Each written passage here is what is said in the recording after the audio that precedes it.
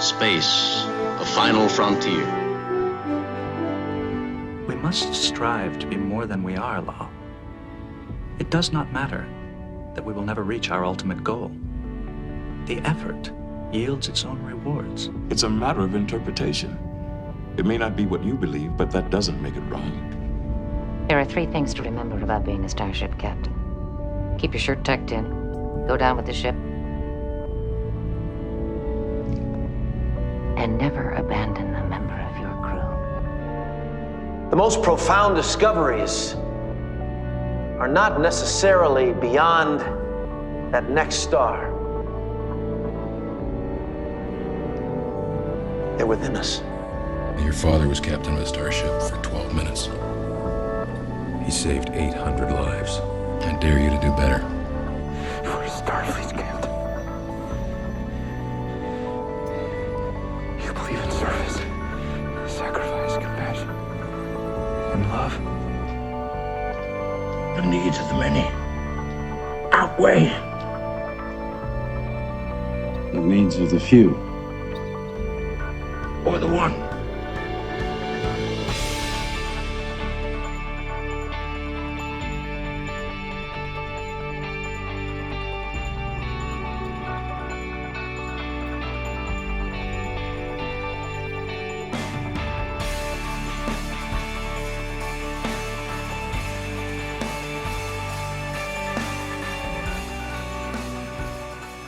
Hello interwebs and welcome to Sacred TREKS, a show where we discuss the franchise of Star Trek as if it were a sacred text, or something that we could draw life lessons from. Each and every episode we focus on a singular episode of the franchise through a specific theme, and for today's Sacred Trek, we're going to be focusing on the episode The Mantrap through the theme of perception. Some may know The Mantrap as the first ever episode of Star Trek that actually went to air.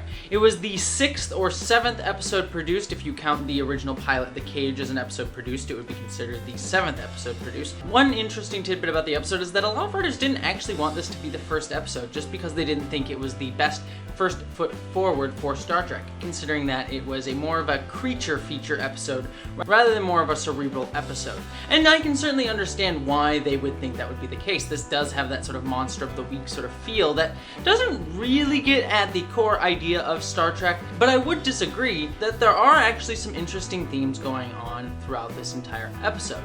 Now, it may not be the deepest of all Star Trek episodes, but I think it actually is a decent showcase for what Star Trek would become, and you can see little bits and pieces and elements of what this show really would eventually mean to the entire world in the long run. But before we get to that, let's do a quick plot synopsis of this episode. The Enterprise is making a visit to a planet with an archaeological expedition on it that is exploring an ancient civilization that has 2 members, Professor Crater and Nancy Crater. The Enterprise is there to resupply the expedition and also to have McCoy do a routine checkup of the 2 members of the expedition. However, it turns out that McCoy used to date Nancy Crater about 10 years ago. So Kirk, McCoy, and a crewman beam down to the planet, and what they don't know initially is that each of the 3 of them is seeing a different woman. Kirk is seeing an older version of Nancy, McCoy is seeing a version of Nancy that he knew from his youth, and the crewman is just seeing a beautiful, sexy woman. After hitting on Nancy, the crewman gets sent out of the room, and then Nancy goes to look for her husband. The crewman gets murdered by Nancy, who we also know is the salt vampire. So Professor Crater comes back and basically chides and teases McCoy, asks for salt, and really wants the Enterprise to just give them the salt and go away. Did I mention that I want a lot of salt? Salt. Just salt.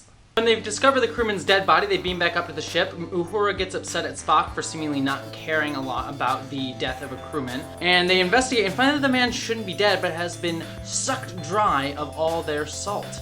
So they beam back down to the planet because, again, remember that Professor Crater guy who was asking about all that salt? What a coincidence. Down back on the planet, 2 more crew members get killed, and so they beam back up with a supposed crew member who actually is the salt vampire. The salt vampire sneaks around the ship trying to get salt and trying to attack several crew members before finally ending up with McCoy and pretending to be Nancy again before she can suck McCoy dry.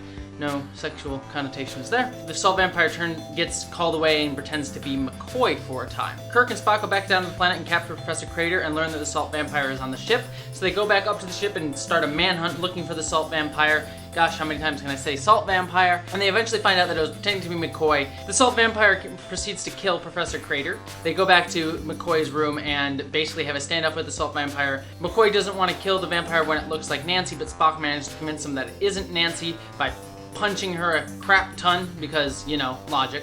And then McCoy decides to kill the salt vampire, saving Kirk, but also killing the last salt vampire of its species. Kirk and McCoy and Spock look back on the moment with compassion, feeling sad that the creature was probably just acting out of desperation, not out of actual malice, but because it just needed to feed. So we're talking about this episode through the theme of perception. And I think one of the scenes that most initially brings out this theme of perception is when they beam down to the planet and each Kirk, Spock, McCoy see a different version of Nancy Crater and what it says about each person. The crew member sees a young, sexy woman because, you know, he's spry. Kirk sees an older woman because that's what he expects. About McCoy's age, maybe a little bit older. She's got some gray in her hair. And he's also not thinking sexually. He doesn't have any desire to be with this woman. You know, given our cultural perception of Captain Kirk nowadays, where he's always like boning every woman, is an interesting thing to note about Kirk here, is that he doesn't see that sort of young, virile woman. He actually sees an older woman here. And maybe that's because, you know, he isn't what we tend to associate with Captain Kirk, especially in the original series, but also it could be that he's respecting that McCoy has feelings for her and is sort of humoring McCoy in these moments. It's interesting that he sees the salt vampire differently than McCoy does. McCoy sees the woman that he knew all those years ago. She hasn't changed a bit, that he hasn't really moved on from those feelings. And I like this sort of different perspective look, how different people perceive the same person in their mind. Now, obviously, we have a salt vampire that's sort of manipulating events, but we can kind of presume that the way that the salt vampire looks is what is basically basing off of what each of these three men wanted her to be. And I find that curious about how we have perceptions of what a person's going to be even before we see them. We kind of presume what we're going to find when we get to know somebody. Kirk presumes that he's going to meet an older woman, and so he does. McCoy presumes he's going to just see the woman that he fell in love with all those years ago, that she wouldn't have changed a day, which is, of course, a ridiculous notion. It's been 10 years. She's married to a different man. Of course she would have changed. But McCoy, in his mind, hasn't changed her at all. She's stuck in this stasis in his perception, and so that's what he sees. I'm not joking, Jim. She hasn't aged a day. There's not a gray hair in her head. She's got some gray bones. Excuse me, Professor. She's a handsome woman, yes, but hardly 25. And the young crew member, well, he just wants to get it on with somebody, so that's what he sees too. Our perception is warped by what we bring into this moment. That something that we perceive is all filtered through our own specific lenses. And we see this idea come up again with Spock and Uhura. Uhura is taken aback by the fact that Spock really doesn't seem to care about the death of a crew member. Spock says this: "That means that somebody is dead and you just sit there. It could be Captain Kirk. He's the closest thing you have to a friend." Lieutenant, my demonstration of concern will not change what has happened. The transporter room is very well manned, and they will call me if they need my assistance. We're shocked by this, that he doesn't perceive this to be something to get upset over. But Spock is, to a degree, right. He can't change the outcome of the event by being upset about it, so why be upset? But it's also a bit cold and callous, and Uhura's also right, because of her perception that this is a horrible event. This is something that we should mourn and be upset about. They both perceive the same incident from different angles because of what they're emotionally or not emotionally bringing to the table. And again, just building this idea that perception is all about our own internal biases, about what's going on with us, changes how we perceive something. Another interesting spot to talk about perception is with Professor Crater. Professor Crater clearly seems to have a lot of love for the salt vampire, even though he knew Nancy had died for it. Not because of tricks. It doesn't trick me. It needs love as much as it needs salt. When it killed Nancy, I almost destroyed it, but it isn't just a beast. It is intelligent and the last of its kind. But it's clear, as Professor Crater makes known, that he believes that the salt vampire also needs love, that he does care about it, that the salt vampire doesn't just want to feed and act on instinct, but it is intelligent, that it does have feelings and emotions, and he feels love for it as well. But immediately after this scene, the salt vampire kills Professor Crater, despite hearing those words in that same room. Maybe the salt vampire didn't care about him at all, and that Professor Crater was putting this perception of love onto this creature because that's what he wanted. He wanted it to love him, not just need him for salt, but actually care about him and care about what he wanted as well. And so he put that love into this vampire that didn't actually have it for him. But I also like the idea that maybe the salt vampire did love him back and just knew that, you know, it was desperate and it was going to die and wanted to try to have a few last moments with Professor Crater by eating his essence. There's so many different ways we could read that. But it all comes down to how we put our perceptions onto the salt vampire. And the episode ends kind of with that same idea as well. We're kind of given this analogy of the water buffalo. There were hundreds of thousands of water buffaloes for years and years, but eventually they were killed back until there were none left. And with the salt vampire, it's the last of its kind, so killing it is a sad thing. As much as it was killing everybody else and being brutal, the fact that the last of its kind is now gone is kind of sad, considering that there were once millions of them. But how we perceive that moment is really up to us. We could perceive it as like, good, it's dead, it's gone, we don't have to worry about it. But we could also perceive it through the lens of, it is sad that it has disappeared. And that's what Kirk does at the end, even though Kirk was the one about to lose his life right at the end there. And that's the question I want to ask all of you this episode. Do you perceive the salt vampire as a villain or not? Is it something that was acting on instinct, or did it have actual intention?